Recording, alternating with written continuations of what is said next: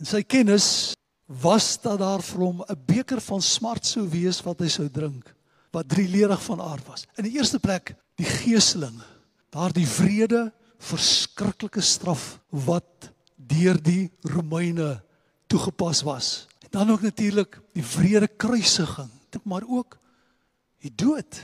Nou moet jy verstaan dat in sy mensheid was Jesus 'n Jood wat vanuit die Joodse tradisie gekom het en die Nuwe Testamentiese bedeling het eers aangebreek nadat die Heilige Gees uitgestort was, so hy was nog steeds deel van die Ou Testamentiese bedeling.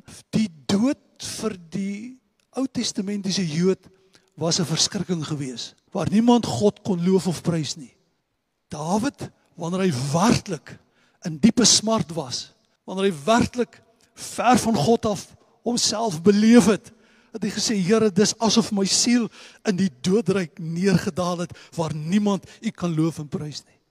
Toe Hiskia die nuus verneem dat hy sou sterf, pleit hy by God en hy sê, Here, dat u asseblief my lewe sal verleng, want in die doderyk kan niemand u loof en prys nie. Daardie verskrikking in die denke, die gedagtes van die Jood oor die dood, ook dit was deel van die beker wat Jesus moes ledig.